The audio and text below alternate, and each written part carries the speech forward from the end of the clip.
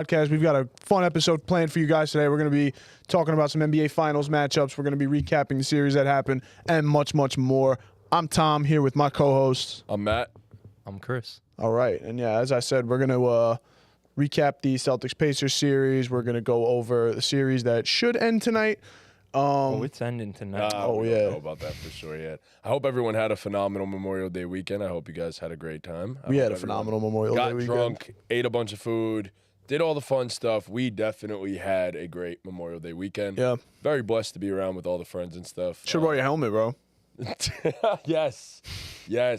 My what? Your helmet. Oh, I forgot about that. I forgot all about that. I would have said it. I won a competition and I gave my boyfriend over here Miami Dolphins helmet. Well, no, you picked out a New York Giants banner. Yeah, because the kid was like, yeah, we have Giant stuff here. And then Chris was like, no, I want this helmet. To be quite honest, I didn't give a fuck because I didn't want anything. Like, I looked at all of it, and I was just like, I don't really care what I but it was just so, Chris was literally like a kid. Chris was looking, and he was seeing a few things that, like, he kind of liked. So then he goes, yo, please get me that Dolphin helmet. And I go, honestly, I don't want anything. Yeah, screw it. Like, give me the Dolphins thing. And, yeah, it was a fun time, man. It was definitely a good time at Martell's, at Jenks. Well, we didn't go into Jenks, but Martell's was cool. It was the beach. Golf. The beach was cool. The Who won mini golf? Great. What? Who won mini golf? Lorraine, bro, because she cheated. Oh, bullshit. No, she was cheating. She was cheating the whole time. I don't want to hear none of it. I literally watched Not the whole time, but she definitely cheated like 3 times. I saw on multiple holes her pick up the ball Once they got ahead. Yeah. Went first. So that's what happens when you mini golf with 9 fucking people. And Kev was backing her the whole time because of course he was. Right. Yeah. It was some bull. Apparently Lorraine won, but she didn't really win. I don't want to hear none of that. But yeah. So as Tom said, big episode today. We're going to do our finals preview, I want to say next Tuesday in full. Time. But we're going to recap, obviously, the Pacers-Celtics series. And, of course, we're going to go through the Timberwolves and the Mavs to this point. Some good stuff to talk about today. Before we get into it, rest in peace to Bill Walton, man. Scrolling through Twitter and seeing all the stories people had to tell about that guy, it was just, man lived a cool life, man. Yeah. And he absolutely did. You know, for someone like that who made it to the NBA, who's one of the best college basketball players ever, who won a championship as a fucking rookie, to pretty much have his career taken away from him due to injuries. You know, we see a lot of guys be salty and be negative towards the new era of hoopers. And that was a guy who was, whenever you listen to him call a game, it was always a breath of fresh air. I remember one that sticks out for me, I was telling you guys this yesterday, 2 years ago when B. Miller was at Bama still, when UNC played them. The game went into like 4 overtimes, I think. And I just remember Bill Walton just started just saying random shit. Like, that motherfucker just wanted to go to bed, man. And it was just funny. He was good, man. And it's kind of poetic that in the last year of the Pac-12, that's when Bill Walton's time comes. You know, he went with the Conference of Champions. That he put on the map, really. So he's an absolute dog. Yeah, I mean, I loved Bill Walton. Just from watching him broadcast for the college games and stuff, I will say my favorite memory of Bill Walton is, I forgot, I think it was 4 or 5 years ago. There was a game where it was his birthday, and they gave him a cupcake with a candle on it to celebrate his birthday. And instead of this man, like, unwrapping the cupcake and, like, blowing out the candle, he straight up put a candle with a live flame into his mouth and ate it. And I was just like, what the hell is wrong with this man? But that fully encapsulated the personality of Bill Walton. That dude is a legend. Yeah. An MVP in the NBA, an NBA champion, and then 6th man of the year. This man just got hurt and then took a role on a championship-level team and was more than happy about it. So, what a legend, man. Yeah, Bill Walton was that dude. Yeah, rest in peace, Bill Walton. Speaking of Celtics legends, the Boston Celtics completed the sweep, brought out the brooms. The Pacers, once again, collapsed in the 4th quarter. They did that 3 out of the 4 games. They should be up 3-1 right now, honestly. Going back to Boston, they should be up 3-1. But what are our takeaways from the series as a whole? Obviously, like you said, we're going to talk full finals preview and all that when we get to that. But some takeaways from the Celtics side of things on how this sweep went. Go ahead, Tom. I mean, I feel like I was going to say it went according to plan, but these games shouldn't have been close. But 4-0 is 4-0. You know, sweep's a sweep. You took care of business. Now go get ready to play a real team for once. Yeah. I mean, injury, and then injury again. And I don't think any of the teams that they were really playing, aside from maybe the Miami Heat at full strength, were really all that much of a terrifying proposition for the Celtics. This is what they should have done. They should have cakewalked through the East. Honestly, I don't think they should have lost the game, but they have lapses of focus, and they seem to not care at times. But they could turn up whenever they self-choose, and that's why they won the series 4-0 while getting thoroughly outplayed for most of the time. Yeah, I mean, the Pacers had it. 2 double-digit leads in the last 2 games. And, I mean, here we are. Celtics walking to the finals against most likely the Dallas Mavericks, but I'm still giving the Timberwolves that slight chance there. So. Yeah. I'll be a little bit positive just because, like you said, they're probably going to play the Mavericks. So by the time we do our finals preview, I will be the biggest Celtics hater there ever was to ever walk the earth. So I'll give them a little bit of credit. Listen, all they could do was play who's in front of them. Yeah. They did that, clearly. And, you know, we want it. Listen, it shouldn't have been close against the Pacers. It shouldn't have. But I'll give them some respect for the way they closed out those games. And, you know, the biggest knock on the Celtics over the years was the offense down the stretch of games. And, listen, again, it was only the Pacers, but we at least saw them a little bit battle-tested in how they will respond in those moments. And, again, the Pacers helped them out as much as they possibly could. Yeah, they definitely helped them out as much as they possibly could. But for the most part, when it got down to the nitty-gritty, Jason Tatum and Jaylen Brown made, for the most part, some of those Jason Tatum mid-range fadeaways were a little bit crazy down the stretches of games. But really, other than that, I mean, Jaylen Brown was fucking phenomenal. Yeah. Great. He's been phenomenal all season. He's been phenomenal all playoffs. Eastern Conference Finals MVP, the Larry Bird Trophy. So shout out to JB. He had some moments in this one. Obviously, he had the game-tying shot in Game 1. He had the 40 ball in Game 2. Like, he really, again, inferior competition. Yeah. But, again, you can only play who's in front of you. Yeah. So, Yeah, I mean, respect for taking care of business. Right. You know? They also did this absolutely. without KP, which I guess cool. And he should be back for the finals. Everyone's been waiting for them to fumble. Yeah. People were waiting for them to choke, and they didn't. So, you gotta respect that to a certain extent. And to an extent I do, but at the same time, it's like nobody cares what they do, and rightfully so, until they actually win the NBA Finals. Because, bro, you've made it to, 6 conference finals now? And now this is the 2nd NBA Finals that you're in? Bro, I mean, at a certain point, you just kind of get tired of greatness. Like, it's just like, okay, this is what they're supposed to do every single year. And now it's like, and you still haven't gotten the job done. Like, you've had 5 opportunities prior to this one, and you still haven't gotten the job done. So, yeah, I don't know. It's not easy to win an NBA title, obviously, but, bro, it doesn't mean shit until the Celtics actually put up a fight or win an NBA title. So that's why you're not going to get the credit that you potentially deserve, because we just don't care. We don't care. So it's that simple. Yeah, and then in other news, a star was born. Can we say that? Mr. Andrew Nembhard in the 2 games without Tyrese Haliburton. I mean, in let me just pull up stats. My bad, bear with me. Game 4, he had, Jesus Christ, 24, 6, and 10, 10 for 18 shooting. He made 3 threes. And then in Game 3, I think he had a 30 bomb in this one. Close to it. 32, 4, and 9, 4 made 3, shot 57% from the field. I mean, and we spoke about it in the chat a little. This is one of those guys who falls under my Jalen Brunson theory. If you guys listen to the podcast, I know we have O'Sleazy and DJ in the chat right now. One of my sayings is about Jalen Brunson is it's how do you let that guy fall to the second round? And Andrew Nembhard fits the theory, man. And I said it in the chat. That guy ran a Gonzaga offense for Mark Few for the best offense in college basketball for 2 years, which was heavy. It was an NBA offense. It was heavy, heavy, heavy pick and roll. And, I mean, all you got to do is watch his brother's highlights from this year, honestly.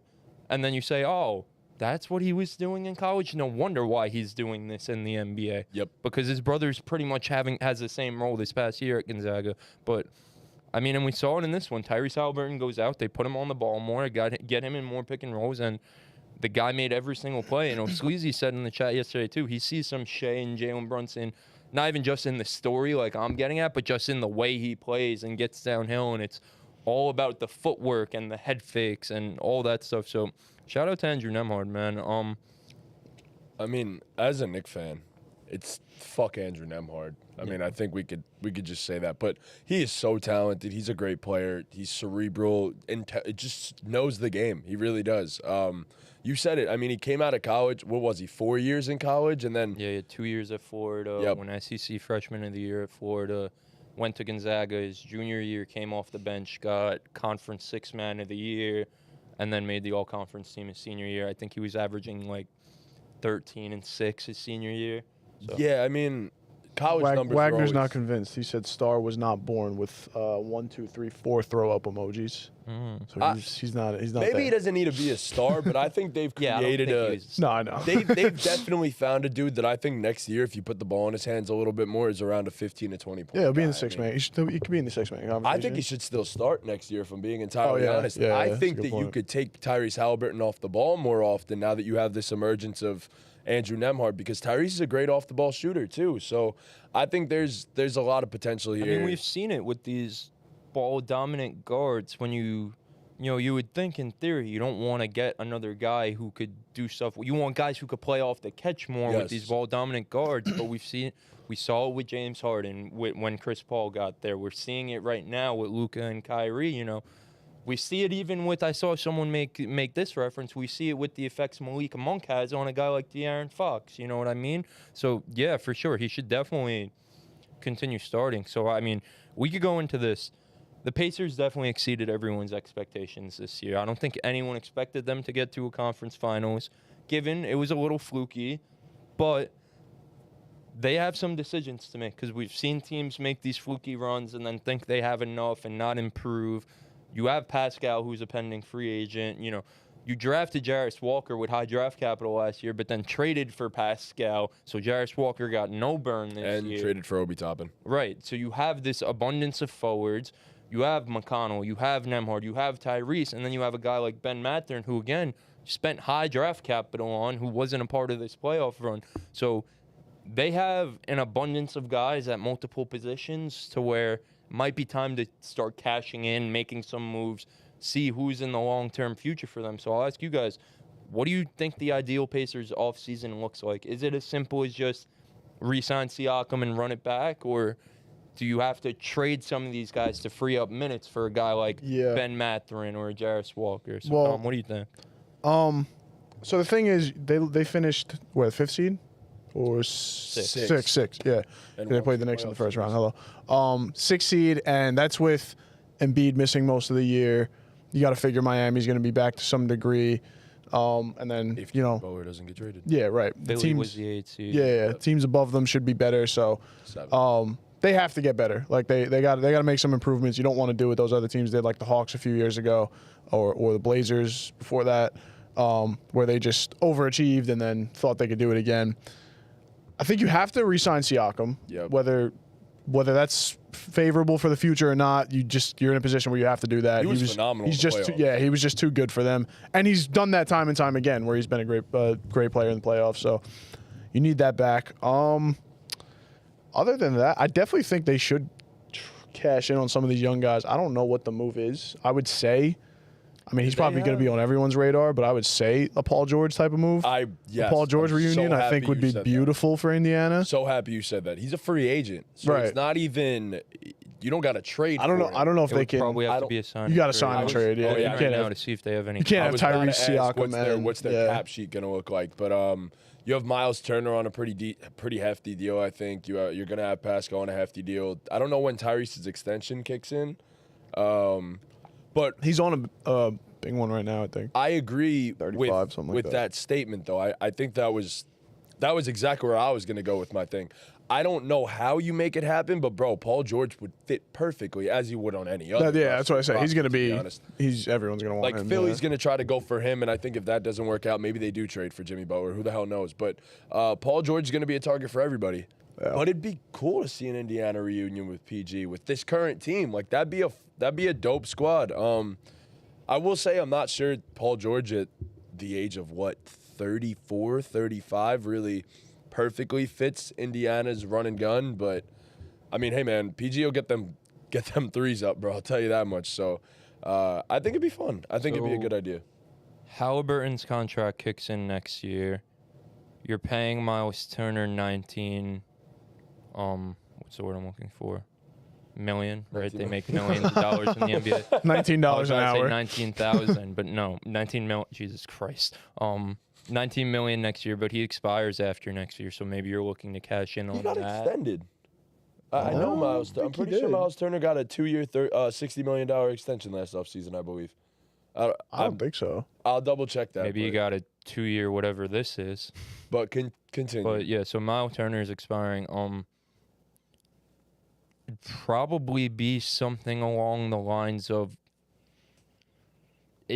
Miles Turner would have to be in a Paul George sign and trade, I think, because Paul George is going to get what, like 40 plus a year type of thing. Yeah, Something most like likely. that, yeah. So yeah, you probably have to use Turner to match some money. You probably have to use Aaron Neesmith. They just extended Neesmith, but you probably have to use his $11 million salary too. Those two, and then probably one of the young guys between Mathurin and Walker. Yeah, I think that would probably be that the should makeup get it of done. it. I think yeah. so.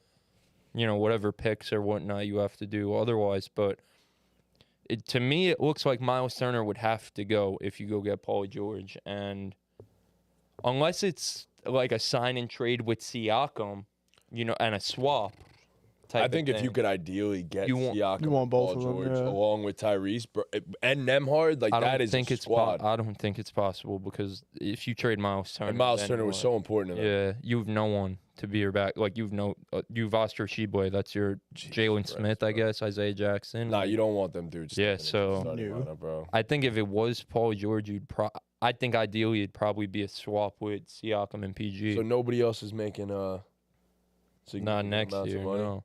Jeez.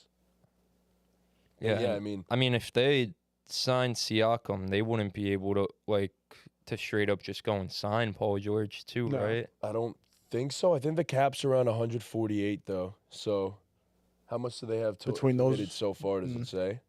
107. Yeah, and then you got Siakam big time Siakam, contract right. kicking in. So, yeah, no, you don't. Would they be unless- able to go over? I was about to say exactly because that. Siakam's Unless you bird hold rights? off on the Siakam trade, I mean Siakam signing. Yeah. You sign Paul George first, and then you try to get Siakam back on Yeah, the big it'd deal as probably well. have to be some crazy 2K scenario. You'd have to get Siakam to agree to pretty much a handshake agreement and to wait it out to see if they could get Paul George. I don't know. I don't know, but there's a possibility there. It's a slim possibility, but there's a possibility there. If we're talking ideal off seasons, I don't think it gets more ideal than that. Obi Toppin's probably a trade candidate too. He has a. Well, I guess his team option's technically up after this year, Yeah, right? So he's a free agent. So restricted probably. I'm assuming he's a guy who could be a sign and trade candidate too, since you want to free up minutes for Jarris Walker probably. You need to. I doubt they want to trade Walker or Ben Mathurin right now. So I think that's probably it. It's probably Obi Toppin would probably be signing, match his shit and then trade him and then re-sign Siakam. Yeah, I mean, Or do the Obi Toppin sign and trade, then fill out the roster, and then do Siakam so you could go over the cap a little bit if you have his bird rights, something along those lines. yeah. It Probably would be the have to most happen before. realistic thing. It would have to happen before the Siakam Yeah. deal. It simply Yeah. would. I There's doubt no other way Obi around it. Toppin's back for them next year, right? It just doesn't. He was really good. He was really good for He them. was yeah. really good, but it's just they drafted. What did they draft? Jarris Shout out Walker our with? boy Obi, bro. Didn't they trade up to draft? No, they didn't. I don't know if up they to traded draft up, Jarris, No, right? they drafted No. him 7th though. I think. Who traded up last year? Did the Jazz trade up for Taylor Hendricks? Someone Yes, moved up they like did. one spot. I yeah. think they did. Yeah, I mean, you drafted this guy. You want to develop him. You want him to get some burn. So I think ideally Obi Toppin would be gone and probably get another wing, maybe like a wing defender. So Aaron Yes. Nesmith isn't your Yeah. only wing defender. Bro, that because dude was getting. obviously we saw when Aaron Nesmith fouled out of what was Yep. that game? Game one. Game one. Yeah. Andrew 6 Nemhard had fouls. to guard Jason Tatum. So Rick Carlisle told that man, "You have 6 fouls. Go use them." shit, bro. He uses them every night. He does, and He definitely uses fouls those a 6 lot. fouls, He yeah. fouls a lot. Should you re-sign Siakam and then flip Obi Toppin into some type of wing defender that could come off your bench? Plus, you have those 2 young guys to develop. I think got that's a a legit phenomenal shot. offseason. Yep, you got a I think legit that's shot with phenomenal, that team. and it's not anything unrealistic either. It's a lot of it's just the internal growth. Is They're there a so splash move other than Paul George for them? I don't really think so. young. DeRozan's out there, but they don't want DeRozan. No, they don't want here. DeRozan. doesn't fit. Yeah, you don't want just DeRozan doesn't with fit. Tyrese. I don't think there really is much else. I mean, I think Middleton's a free agent, but Middleton ain't going nowhere, bro. There's no way He's they definitely not going to Yeah, Indiana no. if he They don't get a does. contract done with. There's no way they don't get a contract done with Chris he's Middleton. definitely- Yeah, nah. I think that's fine. I think if they I was just even curious. if they just run it back, I think there is a lot with I think the- Nemhard. That I think it showed that they were clearly suffering from a lack of experience in the playoffs, especially earlier on. So the experience in and of itself should Maybe make some them type improve. of swabby swap with OKC Swappy swap. with Obi Toppin and like Aaron Wiggins. Gives OKC a little more size. Aaron Wiggins, I know he's important to them, but I he think barely like an plays. Ajax, like an Isaiah Jackson getting there maybe, or Well, maybe Obi even Toppin, Jalen Smith because he well, can shoot. OKC would probably have to send Wiggins and more, considering they'd be I don't know. Aaron signing Wiggins is so Toppin. good. You know what I mean? But Wiggins is such a great role player that I don't Yeah, think they're just something- willing to give him up for. Well, Obi Toppin's not a scrub No, I know- either. I know They that, need but- help them. They need size. But bro. wings are more important in my opinion. That Yeah, but they have an abundance of. That's what I'm saying. They're guess. lacking size. Like they're a team who has. I think they wings could who trade for Mitchell Robinson. Who, the Thunder? Well, yeah, the Thunder could do a lot of things. They I can would literally do whatever they yeah, they want, could do Yeah, whatever they want. can. They can except do whatever. utilize Gordon Hayward correctly. Apparently, you guys saw that shit. Bro, they were shitting. Bro, Sam Presti called his ass out. I didn't. He said I missed. So I didn't see. I think I didn't see the full quote, but I think that's got to be out of context, right? I No, thought he said meant. whiffed on the Gordon Hayward trade. I thought he meant like he traded for him and then didn't use him, and that was why he whiffed, But that's right? what I interpreted. There's no way he Oh. got out there and was like, "Yeah, I shouldn't have traded for this bum." Like, you Yeah, know. because there were a lot of other quotes that he made too, and pretty much everything was like blaming himself for them losing. Right? Yeah. yeah, yeah. Okay. Presti? Yeah. No, I don't know. Presti set them up pretty well. He- No, yeah, I'm sure yeah. he did, but what I'm saying is, I don't think he's the type of guy to go throw Throw Gordon Hayward Right, under yeah, the bus. yeah, Yeah, He's that would be a more- bad look. He's more of a, hey, this is my team. Yeah. I did this. It's my fault. Yeah. We'll be back. Blah blah No, blah. yeah, blah, he is blah, a- blah. I saw a bunch of quotes from that, so I think that's probably Yeah, what he. they I don't also think he got up there in the No. fucking end of season press conference and said, "Yeah, I traded for Gordon Hayward and he fucking sucks." Oh, That'd be crazy. God. yeah, that'd be insane. But no, they Oh, have God. like what 150 draft picks in the next Yep. 5 years, 7 Yep, years, and I some think shit like that. Look, Yeah. real quick back to the Pacers, and then I kind of Yeah. want to move off them. They have a lot of avenues to improve this offseason, and I'm pretty sure they Yeah. have. No, they don't have all their picks. They had traded in the Siakam trade, but they still have plenty of picks, I think, to still be able to make a move if they want to. I mean, I don't know. This team might be ready to go all in, honest to God. So, yeah, we'll see. I guess we'll see what happens there. But before we move on from the Indiana Pacers, I do want to step back to Andrew Nemhard real quick. Step back, get it. There good. it is. That was good. Yep. All right, so this is Would You Rather, Andrew Nemhard edition. Wow. That should All be right, here fun. we go. First up, the vet of the Minnesota Timberwolves, Mike Conley. Oh boy, who would I rather have on my team? I'm gonna lean towards the youth here and go with Andrew Nemhard, and he might just straight up be better than him anyway. Yeah, I'm gonna go Nemhard here too. Andrew Nemhard or Austin Reeves? Can't believe I'm having this conversation. I'm right now. gonna still take Austin Reeves. I'm gonna respect Austin Reeves. It's close, so I think I'm gonna go Nemhard. Austin Wow. Reeves doesn't do it for me, man. Wow. I don't Okay. know. All right, this one's a little bit of a different one, but Andrew Nemhard or Kentavious Caldwell-Pope? I was trying to get Andrew Nemhard a W here, but I guess maybe we got to think. I mean, about I this gave him a little one, bit. but KCP's so good in his role. right, He yeah, is. he's just so good at what he He's a does. superstar in that fucking role, bro. But Andrew Nemhard was playing like a superstar. Period. Give me Andrew Nemhard. Wow. That's I mean, I tough, would man. too. I would take Yeah, Andrew Nemhard. yeah, over I him, think too. I'm gonna go Nemhard too. I just think there's That's more rough, man. potential juice there. you Right, yeah. know? There's more like KCP is showed great. it. Yeah, He showed he's it. elite at what he does. He's got but- more on the ball. Yeah, Right. Oh, and it's not like 100%. we're Yeah, saying yeah. that blindly. We just saw him at fucking 2 30-point playoff Yeah. games. Okay. Something that KCP probably hasn't done. No. Andrew Nemhard or Malik Monk? Malik Monk. Yeah, I'll go Malik Monk. Okay. Andrew Nemhard or Alex Caruso? Caruso. Caruso, all Okay. defense. Yeah, This one's also a pretty easy one, I think. Andrew Nemhard or Devin Vassell? I love Devin Vassell. yeah, I like Devin Vassell too. I'm gonna go Devin Vassell. think Yeah, he's a I good think player. Devin Vassell could like really develop into the perfect complementary guy with Vic, bro. He's very similar to Chris Middleton. I in was my just opinion. like, that's the ideal thing for him, teetering between that like borderline a number 2 option, but Yes. ideally a number 3. Like I think that's Devin Vassell's like ceiling, and it's a really damn good ceiling. Fuck. They're gonna trade for Trae Young, bro. They just might. It's gonna happen. Yeah, I'm gonna go with Devin Vassell, bro. Okay. All right, and my last one, Andrew Nembhard or Jalen Suggs. I'm gonna go with Nembhard here. I think there's more juice. Oh, okay. I'm man. gonna go Suggs. Suggs is That's all heart. 2 Gonzaga guys. Yep. I love Suggs. Former teammates, I think. Do believe they were teammates. Santos wants you to say Halliburton. Get the fuck out of here. We gotta stay in our lane. It's closer than it was 2 weeks ago. I'll say that. Yeah, for sure. But it's No, still there not. are real people who are trying to push it. That he's better That's than insane, Howard. bro. I love it. That's sick. Hallie had such a great playoff. He really did when he was healthy. He had a very good playoff run. So come on. Let's stop. He had some stinkers in there. Hallie definitely had some stinkers in there. But when people started criticizing him for not looking Nah, to he turned score, up. he He then turned up. started turning it up. So Yeah. but yeah, all right. So that's Andrew Nembhard. Would you rather? There it is.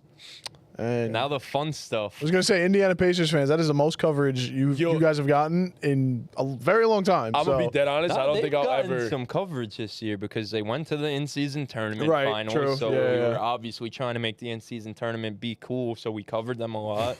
They made a huge trade this season, and then that we've given the Pacers more coverage than a lot of Than a teams. lot of yeah. people. Than a lot of teams. Obviously, yeah. it's easier to get coverage in the playoffs when you Right, make yeah, the yeah. conference finals. So Yeah, shout I'm out gonna to- be honest. Keep that making might the be- conference finals. We'll keep talking Keep about talking it. about Might be the for most we ever sure, talk yeah. about the Pacers again on the show. To be honest, Unless they go right back. we'll see. In other news, my Dallas Mavericks somehow, some way are doing the unthinkable and have. When did we record? We talked about game 1, right? Yeah, because we Yeah. talked about both game 1. Yeah, yeah, yeah. Okay, so Yes. since then, Yeah, I'm gonna put this to the side, honestly. we had game 2 where Luka and Kyrie pretty much iced them in the fourth Good quarter. idea, honestly. Yeah, he's gonna. It's a great idea. I just don't. I have so much. Let him go. I'm gonna kick back. Everybody sit back, relax. This is gonna be.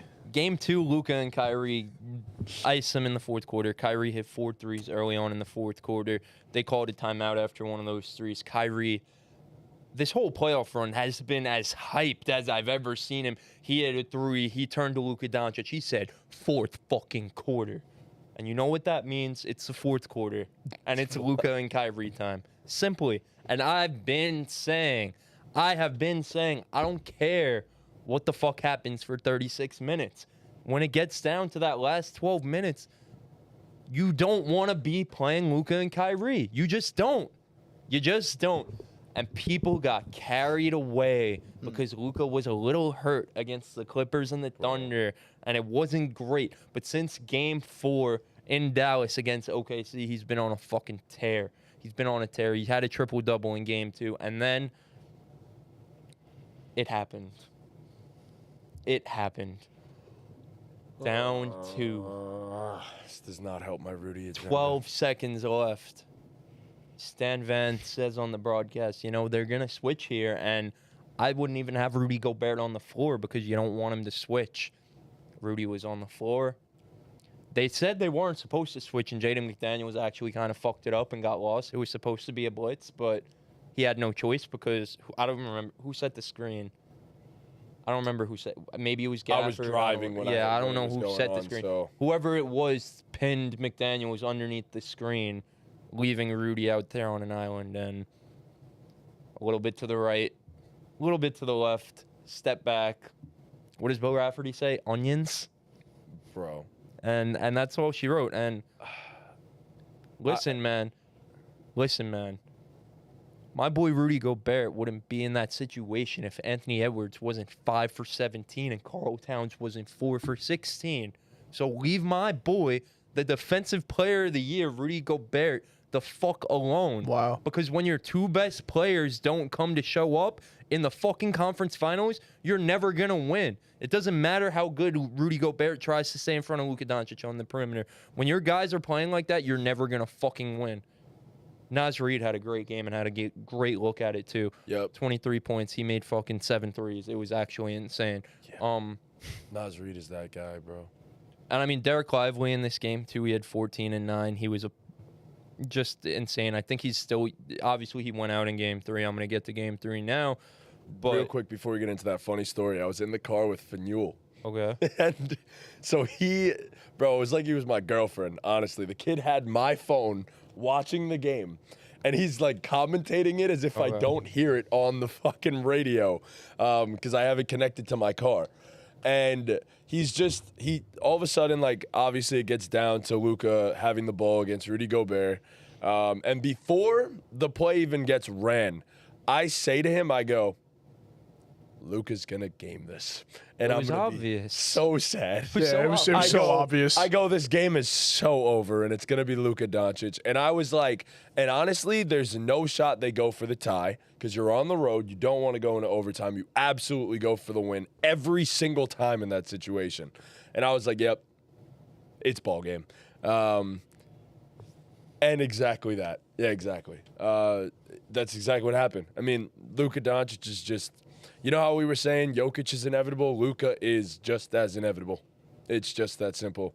You do not put that man in a situation with the game on the line because he is one of the greatest shit talkers I think I've ever seen in my entire life. He's the best. He literally like becomes a different person sometimes. When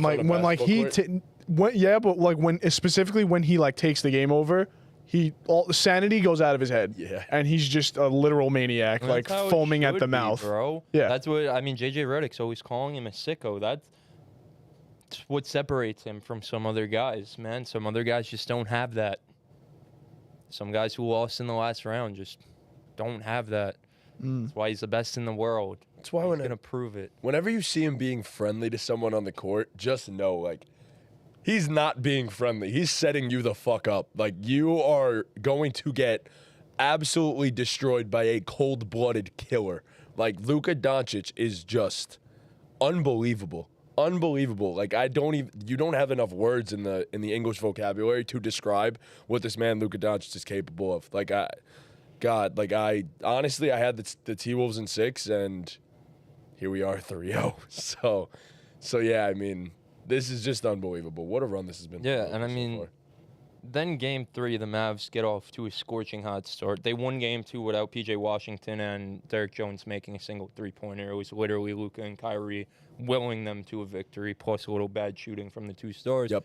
Game 3, obviously, we were due for some positive regression, and shit, Derek Jones Jr., man, he had 11 points. He shot 3 for 3 on threes. I mean, that's all. Plus playing elite defense on end and everyone else. That's all you could ask for from the guy. So shout out to Derek Jones because he's gonna get a fucking bag. But I mean, his improvement is unreal. I was just gonna say the resurgence of Derek Jones, but like he's never been this good. There was never a surgence. No, right? Yeah. To be a Reed. He's become there was such a always great like role player. untapped stuff there Yes. just Right. because of the athleticism. Man, you would think it wouldn't take a rocket scientist to find a coach who could put a guy with that much athleticism in a position like this. I mean, Jason Kidd,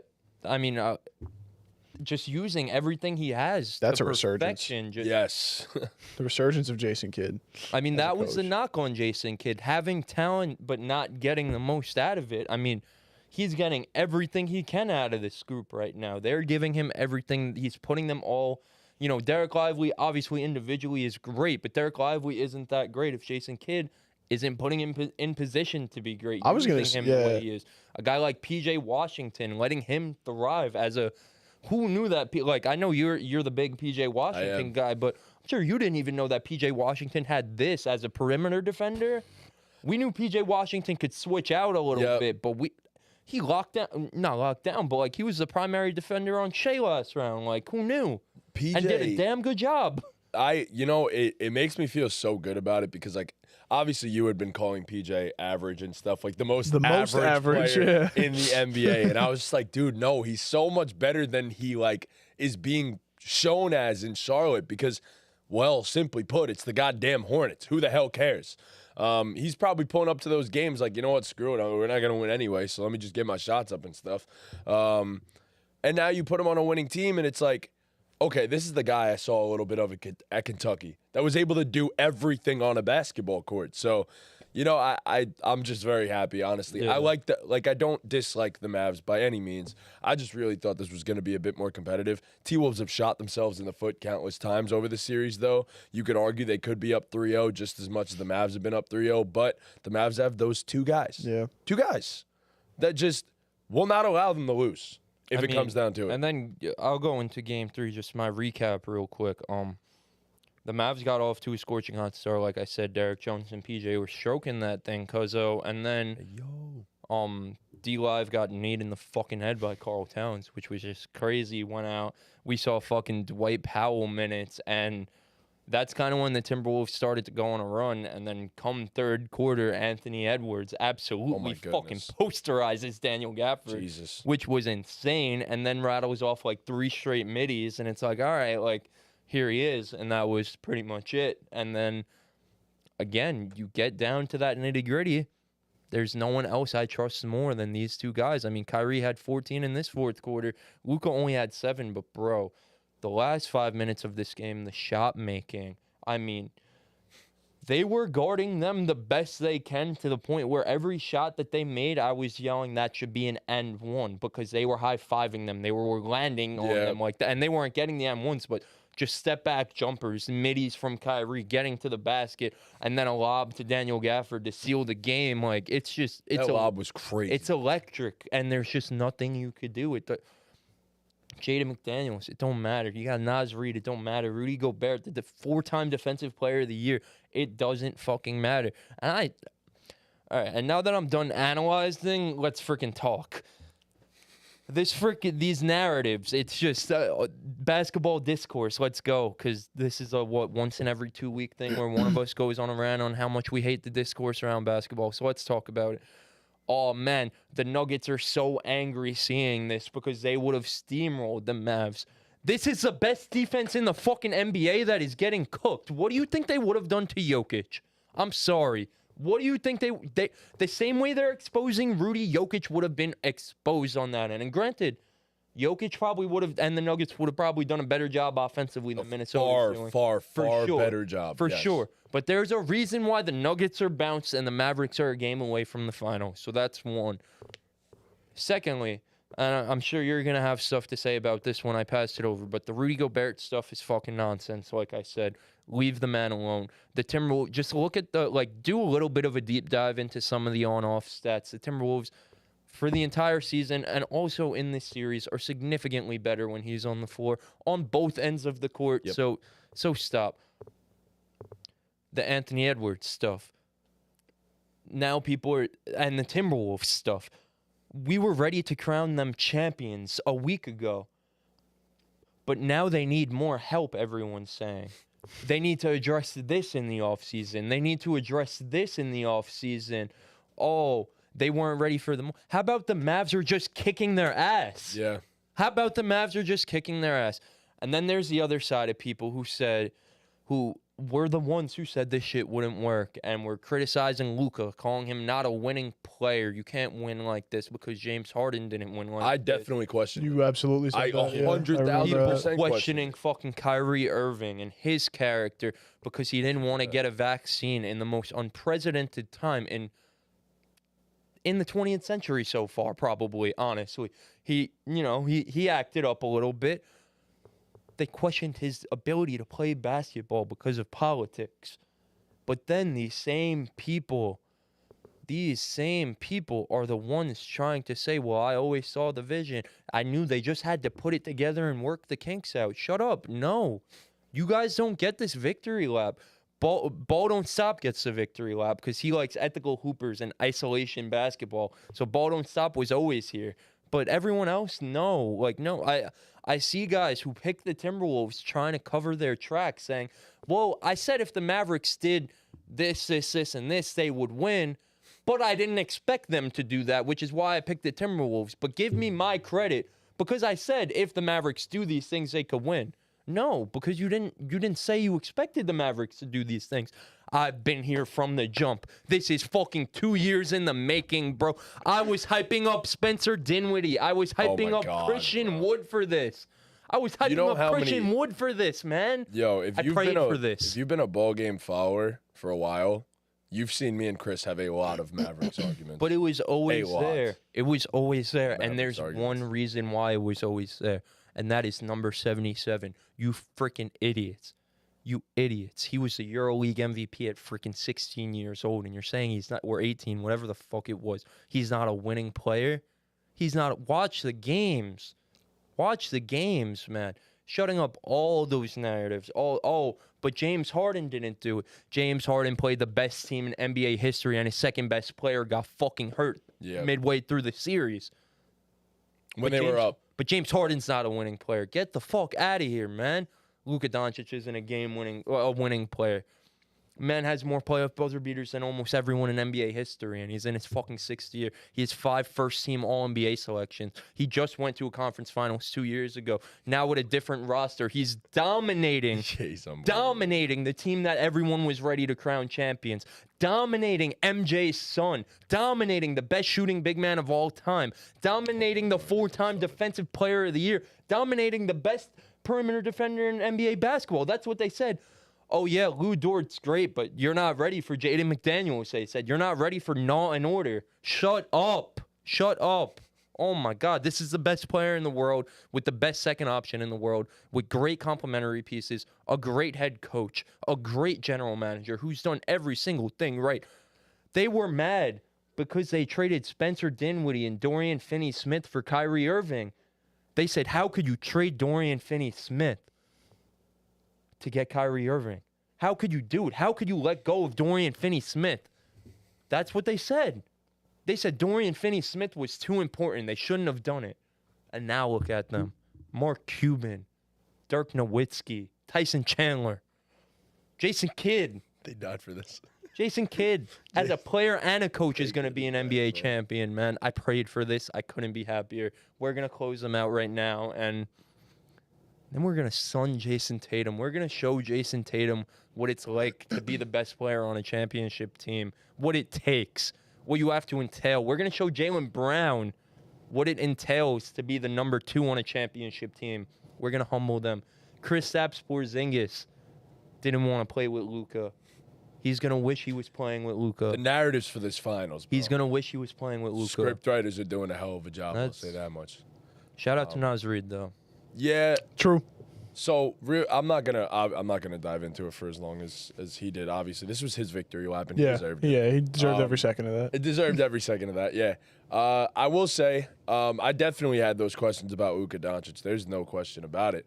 I didn't know if it was possible for a guy that is as ball dominant as he is for them to potentially win. I just didn't know if it was going to work. I knew the greatness of Luka. I just didn't know if this style of basketball can legitimately work at a championship level. But when you have a guy that is as talented and honestly one of the greatest basketball players we've ever seen, ever in the NBA history, who am I to question it? Why should I ever question it? So, I mean, here we are. Luka's in this scenario, and to the Kyrie Irving trade, I think the DFS getting traded, it mattered because last season you saw it. But obviously, getting Kyrie Irving was a massive deal. The moves that made the biggest difference, and they wouldn't be in the situation that they are today if it wasn't for the development of Derrick Jones Jr., the P.J. Washington trade, and the Daniel Gafford trade, because you had the opportunity to now put size on the court for all 48. Drafting Derek Lively, that was huge. I mean, you saw last season that once they got Kyrie, the wheels fell off because their defense was atrocious, and it just didn't seem like they were clicking fully on offense. So obviously a full off season changed everything for them. The addition, Derrick Jones, as I said, that development was unbelievable. P.J. Washington coming over and being the player that he is now, not many people saw that out of him. Derek Lively, already one of the best big men in their roles in the entire NBA, if we're being entirely honest. So Derek Lively's phenomenal. Daniel Gafford had huge moments down the stretch of the last game. I mean, look. Isn't it ironic that these guys are having, obviously Derek Lively's only a rookie, so not for him, but Isn't it? But he's proving the doubters wrong too. But isn't it ironic that these guys are all having the best years of their career playing with Luka Doncic? Isn't it crazy how that works? I said what he's gotten out of, and the whole team, what they've gotten out of Lively as a rookie, like It's it's absurd. stuff you expected to see from him like 4 years in, you know? Yep. Yeah, it's ridiculous. Yeah, and I mean the biggest thing about Derek Lively that goes unnoticed. Obviously, we're going to talk about his rim He's pressure. outplaying Rudy Gobert, bro. Yeah, he genuinely is. Isn't that something? And it needs to be said, like, his rim pressure's obviously great, and his defensively he's awesome. His decisions out of the short roll are almost always the correct decisions. Well, you saw it once he went out. The offense stalled. Exactly. Gafford sucks at it. Yeah. He's atrocious at it. Yeah. He's great at what he's good at, is how I'll put it with Gafford. But Yeah, that's Derek definitely something Lively- to work on for him. Derek Lively just already in his rookie season constantly making the right decisions is crazy to me, because what is he going to be in 5 years when he's playing more and more NBA basketball, learning what works, what doesn't work? Like, man, they I got don't know. I saw Derek stud. Lively when we played them at Duke, when he was at Duke, bro. He scored 0 points. He was the best player on the goddamn floor. He had 8 blocks. Yep. Scored 0 points and was by far the best player on the floor. Like, it wasn't even close. So, His impact yeah. goes so far beyond just his point total in a game. and then when you're right, he's going to impact the game the way he is without scoring, but then he's also going to get 14 free Yep. points just playing off of Luka and Yep. being in the right spot.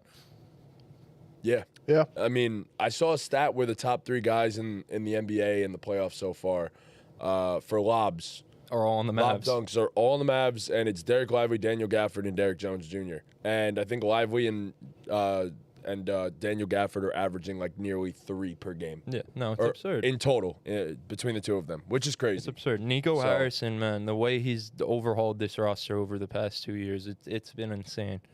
I really thought they were going in the finals with fucking Spencer Dinwiddie and Christian Wood, bro. That's what I was trying to say. And now we back got then. Kyrie Irving, Derek Lively, PJ Washington, bro. PJ. He's so funny, bro. He is That's so what funny. he does? He's cut straight from the Kelly Oubre mold. He and PJ Why, are 'cause like he's almost the handsome? same person. They're handsome and they just talk a lot of shit. They're handsome and they talk a lot. They're extra. They are so extra. And they're obviously light skins, pretty light skins. They're extra. It's just that simple. That's how they are. But yeah, nah. I give all the credit in the world to this Mavs team, and for Yeah, Luka Dive in sometimes Deep taking a show, back guys. seat too. I'm guessing that's Rudy on the account. He says that Kristaps wanted to play, but didn't want to play Luka ball. That's a mistake. True. Why wouldn't you want to play Luka ball? They're a game away from the finals playing Luka ball, man. These guys are all having career years playing Luka ball. All you gotta do is buy in and trust the Slovenian goat. I mean, look at the same In his time, defense, though, Kristaps is also in the finals. and had a career year. You know, And had a career year. Is it if we're due to being his honest. play though? not solely, but yeah. I mean, he was huge for them in the regular season when he was healthy. Like, he took this team Playoffs to are a another different level. beast. We're gonna He's see. gonna I find mean, out. True. We're gonna He see. live him playing those games, Kristaps. He's gonna be humbled, bro. We're gonna rough him up. He doesn't want to get physical with us. We. you're the going out. Dallas You're going Mavericks. out there and beating his ass. Yeah. I'm gonna hope. Yeah, I'm gonna hope. Oh, did you guys see the? Because you talk a lot about the Mavericks, but did you see that? Like, yeah, the Rudy Gobert hate is astronomical. Kendrick Perkins said he wants to take back his Defensive Player of the Year Bro, vote. come Like, on, man. it's just insane. Like, I've never. See, I could say the Rudy hate is uncalled for because he wasn't even my Defensive Player of the Year. Right. So I win. Yeah. Jeez. Yeah. True. But yeah, the Mavs are. It is the Mavs crazy are on for a another Defensive level. Player Yeah. of the Year to get Four-time. picked on Oh, yeah. constantly. And I know that's not his game, but shit. I feel like in today's NBA, if you're a guy who could get picked on constantly, then you can't be crowned the best defender in you know what I mean?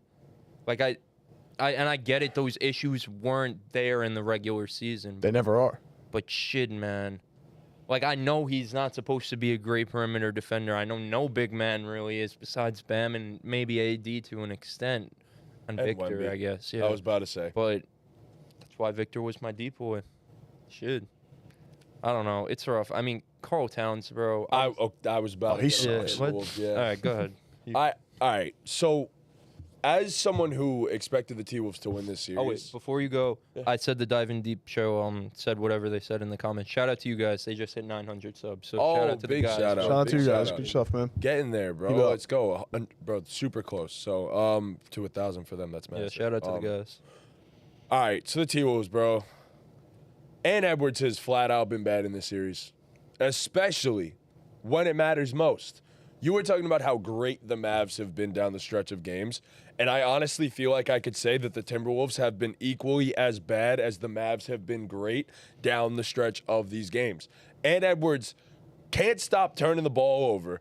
Karl Anthony Towns can't hit a goddamn shot. For him putting up 1,500 shots a day, the man forgets how to fucking shoot real quick when the lights go on. Lie. So I don't want to hear none of this shit. Karl, you were supposed to be the second best player for this team, and you might have become the worst player in the rotation at this point, both offensively and defensively. And that is not an exaggeration by any means. Straight up shooting this team out of games. I am a big fan of Karl Anthony Towns. I am hoping for the best for this dude. He deserves nothing but happiness after everything he's gone through. But God damn it, bro, you got to criticize a dude when he deserves criticism. And he has been flat out awful. Flat out awful. Yes, Rudy Gobert has been picked on, and he deserves a lot of blame as well. But if people are going to think that he's the sole person that deserves blame on this team, you are so sadly mistaken. The son of Michael Jordan has not even played anywhere close to what the son of Michael Jordan should be playing like. So, it's just disappointing. I was expecting a phenomenal series, and here we are, 3-0. Games have been great, but God damn it, Ant Edwards. Make the right play for once down the stretch of a game at this point. You know what the difference is?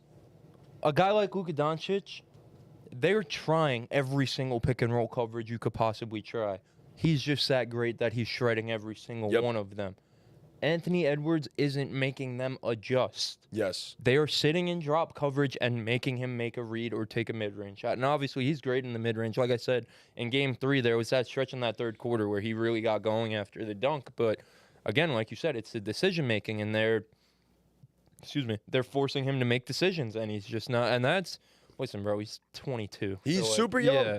But, like, obviously, like you said, we got to criticize in the moment, and that's the next step for him is figuring that out. And his playmaking has absolutely improved. Do not get me wrong.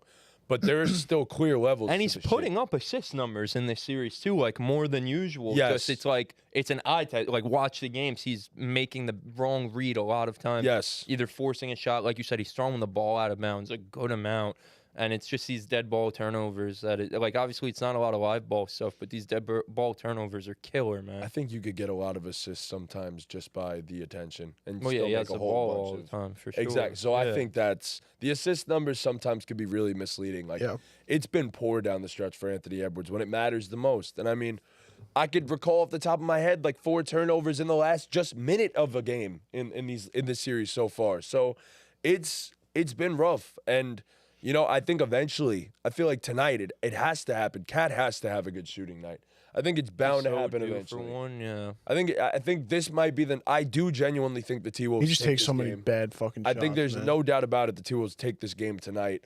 If I'm the Mavs, I'm still going as hard as possible to not give them any even the slightest glimmer of hope. Shut it all out, because the T-Wolves in that locker room, I can promise you right now, still think they have a shot, because they beat themselves in these games, and they know that. So I still think with the way that Ant Edwards and everything this team is structured and the way they've been playing throughout the postseason, they still think they have a shot somehow, some way. And these are professional athletes. You're never out of it till you're fully out of it. So No, they're out of it, brother. It's over.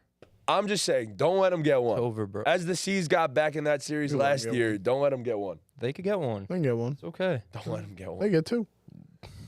Not getting 4. Shit, they could get 4. 3. They get 3. Luka's They not ain't letting getting them 4. get 4. They're not We'll getting go 4. win in Game 7. But nah, if I'm the Mavs, I want as much Yeah, rest as for sure. possible Obviously, too. Yeah, for sure. Luka needs to rest that knee for a little while and then get ready for Boston and whoop that old sleazy fraud ass team ass. Like fuck them. True. Fuck them. Yeah. So.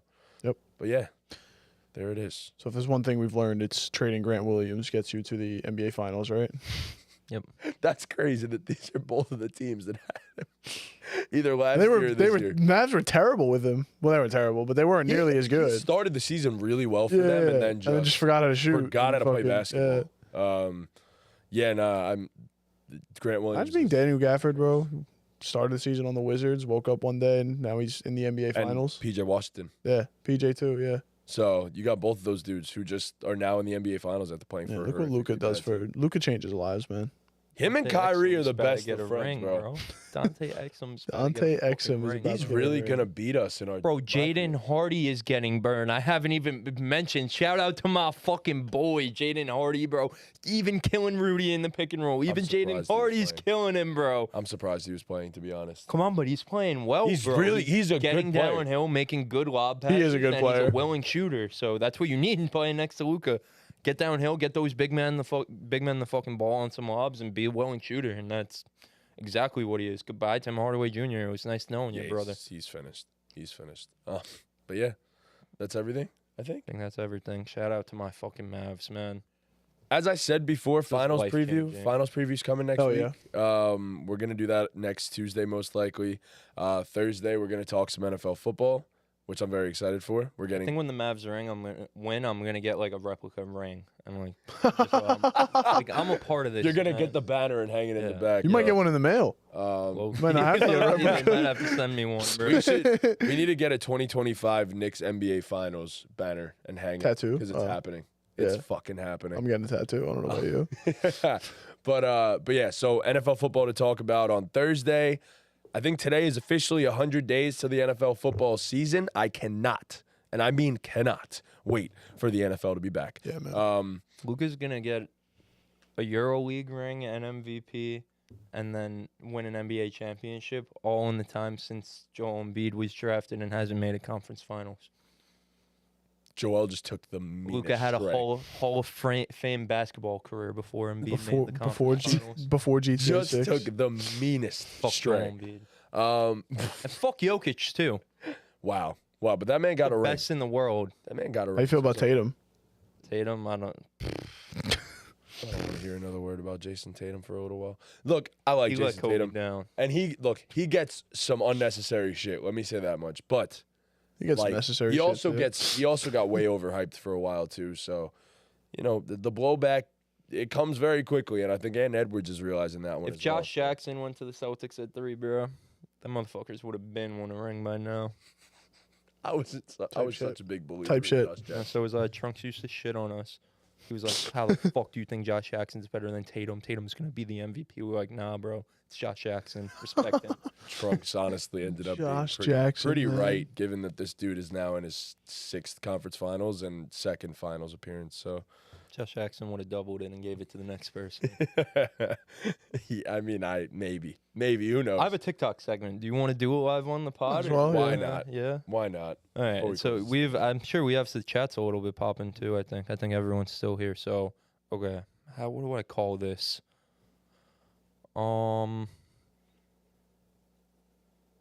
Here we go with game 4. What do I call this? I'm giving you guys. Let's go Rangers. Oh. Side note.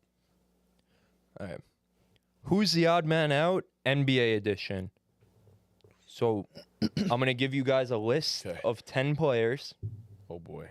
You guys get 3 questions to try and narrow it down to eliminate people and see who it isn't. And then after the 3 questions, you have to tell me who doesn't fit in. And then once I reveal who doesn't fit in, tell me what the category is.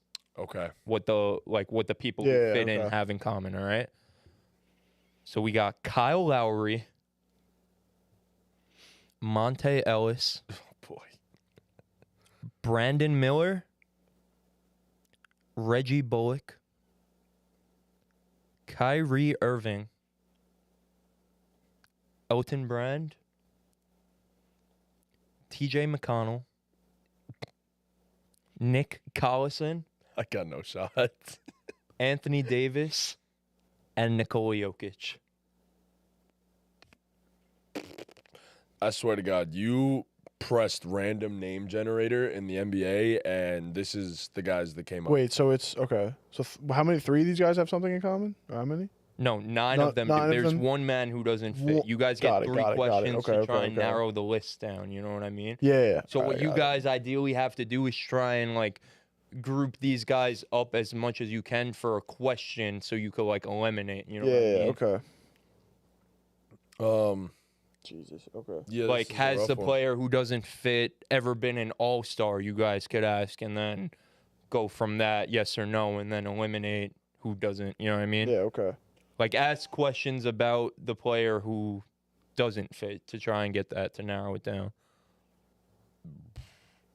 Oh my God, this is disgusting. I don't even know. I don't know where to start. Me neither. I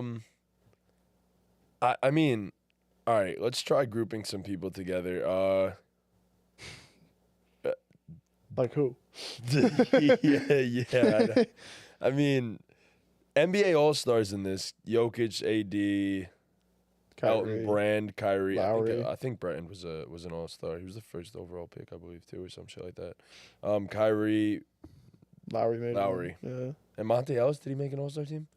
Monte didn't. Nah, he didn't make an No. All-Star team. Okay. So that's the question because it cuts the list in half immediately. So ask the fucking question, please. That's so obviously the first question for you guys. It cuts Oh the list in yeah, half. yeah. Okay. Go for it. Did the player who doesn't fit make an All-Star game? He has been an all-star. Okay, so Monte's out, Okay.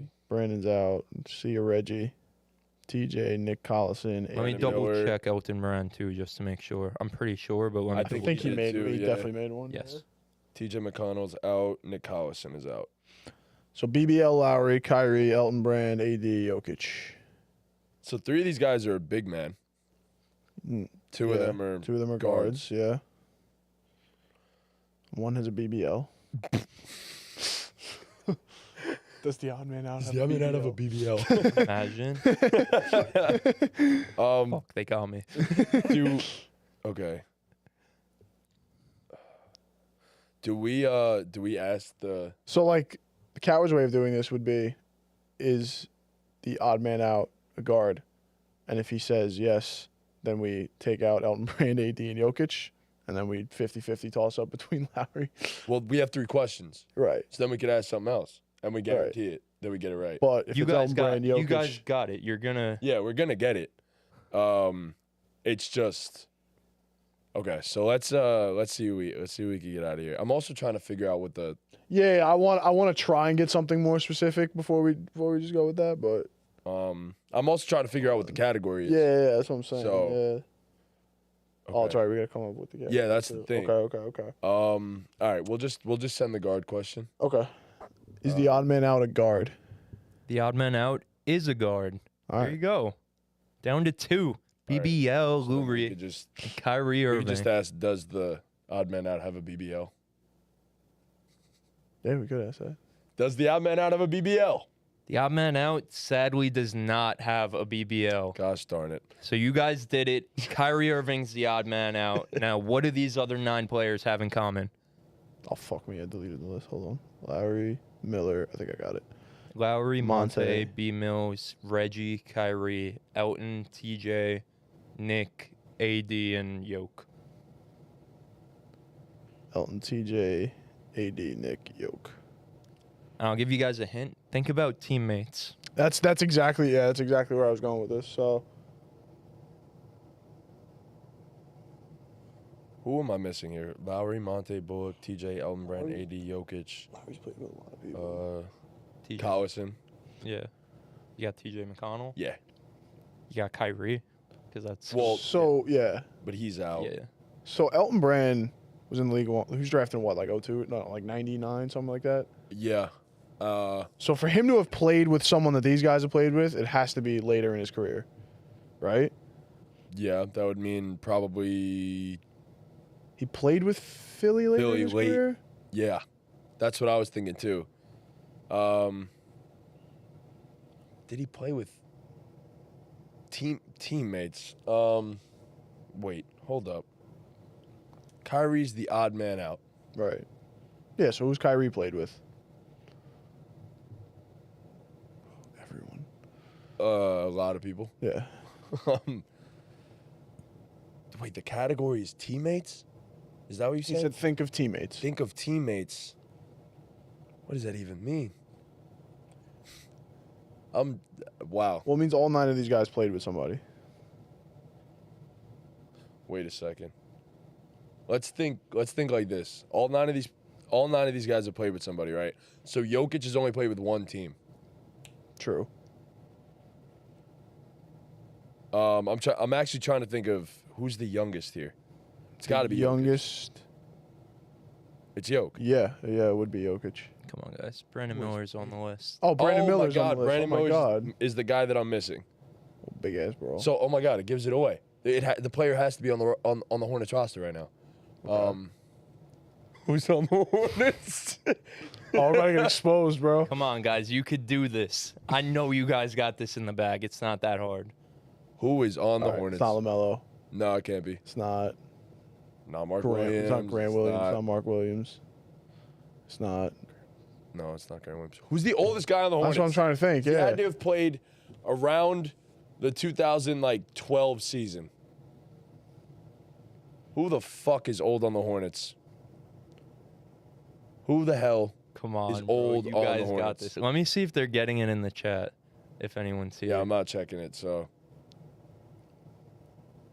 Who's on the Hornets, bro? Who's old on the Hornets? Oh my God! Wait, I should know this. Wait, so, okay. It can't be Gordon Hayward. Oh, Is it John Ish Smith? Couldn't have been. Just like Okay. for TikTok. Is the category that all of these guys played with Ish Smith? You guys got it. Kyrie Irving was the only one who never played with Ish Smith. Oh my Good job, God! Tom. Thank you. That was an easy one. I forgot if yeah, Smith yeah. was even on the Hornets. It's the idea. Yeah. So, Who knew? yeah, that Who was. these If guys you been? did a who he played for and gave me Ish Smith. No, I would have. I see. I would Wouldn't have have got got it there, it. but yeah, I'm sitting here and I'm like, who's old and plays for the Hornets? Who's old and plays for the Hornets? And Ish Smith came to mind. Gordon Hayward came to mind, and he didn't play with Jokic, so Sorry to the Hornets. I have not watched much Hornets basketball. I haven't watched a single. So Hornets I didn't basketball even game. see. I Ish don't know. I Smith thought on. you guys would just get it because I gave you such a wide variety of names. Like It had to be Ish Smith, who right? Could have played with all these these guys? fucking Ish Smith or Jeff Green would be the only answers. Collison. Thunder. He was on the Thunder when he was young, right? Was he on the Thunder? He was on the Thunder for 30 games in 2014 to 2015. He averaged 5.2 minutes per game. Oh my God! Come on, man. Shout out Ish Smith. I didn't even know he played for the Thunder. Shout out Honestly. Smith. All right. Well, I didn't know he played with Philly when I got Elton Brand, and I also didn't know that Elton Brand didn't was know that still either. on Philly in 2014, 2015. Yeah, that was crazy That's to see. insane. he didn't play a single minute. I don't think for like majority of that season. He was part of the process. He was the end. Elton of the Brand was process, part of the process, and now he's currently trying to continue the process. Like Yeah. he is currently trying to finish the process. You know, this 2014-15 Sixers roster is insane, bro. Isaiah Cannon, MCW, Isaiah Robert Cannon, Covington, dude. Larry Drew II, Tim Frazier. Remember Tim Frazier? Yep. Drew Pelicans Gordon. legend for like Drew 3 Gordon, not Drew Gooden. Jeremy Grant, Luke Mbwa-a-Moute, KJ McDaniels. I don't know if you guys know KJ Luke Mbwa. McDaniels from KJ, yep. Clemson, high flyer. Yep. JaVale McGee, Nerlens, Jason Richardson, Glenn Robinson III, Thomas Robinson, Alexi Shved, Ish Smith, Hollis Oh. Thompson, Tony Roten. Tony Roten. That's insane, right? Those of you. I'm gonna be honest with you.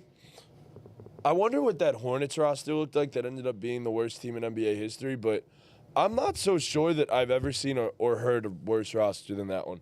That is Nah, disgusting. the Bobcats had like fucking Gerald Henderson as their best player. Who's the best player on this team? Tony Roten. Respect Tony Roten. Gerald Wallace was like good at basketball at a point. Really good at basketball at a point. Is there a single player on that team that at that point was either really good at basketball at some point or in that year was really Tony good at Roten basketball? really was their best player. He led them in scoring with 17 points per game on Yeah, that's 40% How many- shooting, 26% from three. how many games did they win? This team? No more than like 12, bro. There's no fucking way. 18 and 64. 17? How do you win 18 games? Who are you beating? You're poverty if you lose to this team. That's insane. It's actually They insane. had rookie Kemba, Gerald Henderson. They were That's actually a better roster. they were actually a decent defensive team too. They were It's because you didn't. It's because they what couldn't else? score. They weren't using no fucking energy on offense. I guess, yeah, they were The fuck? They were 13th in the league in defensive rating. It's not bad. Oh, was that the year? That was the year they lost. No, that was the year. The next year where they only won 10 games. I'm looking at it now. They won 10 games and they lost like 26 in a row or something like that. Sixers? Yeah. Because I remember Michael Carter-Williams almost gamed the Knicks on that losing streak. They lost like 22 in a row and they played the Knicks. Carter-Williams, for his first game of his career, was him. His first game of his career. Yeah, he had like one of the best rookie He had a debuts triple-double, ever, yeah. bro. Against the Heatles. My God. This year when they won, the year they won 10 games, Ish Smith was actually their second leading scorer. That's disgusting. Right. He It's averaged Son- 15. It's Sonny Weems on the team. Like, this is what I'm talking. Bro, how is that an NBA team? Like, honest to God, how is that an NBA I don't know. team? Tony Roten went from averaging 17 points per game leading the team to 8.4. It's probably their mistake. Yeah, And ended up in those- China, bro. Those 8 games were in I Tony think he Roten's played hands. in China, and I think he was cooking in China, honestly. Tony Roten was a dog in 2K, though. He was like the best left 76 stroke, overall bro. that I ever fucking played with in my life in 2K. Yeah, So, he was nice. And that's Tony Roten talk. Yeah. all right, well, Yeah, once we get to Tony Roten talk. yeah, Yeah. you know it's about damn time. You guys have a playoff game tonight. That's big We time. sure do, yeah. All right. Thank you guys so much for watching. Please be sure to leave a like, subscribe, hit that notification bell, follow us on all of our socials, cop a BallGame 1K hoodie, do all that good stuff.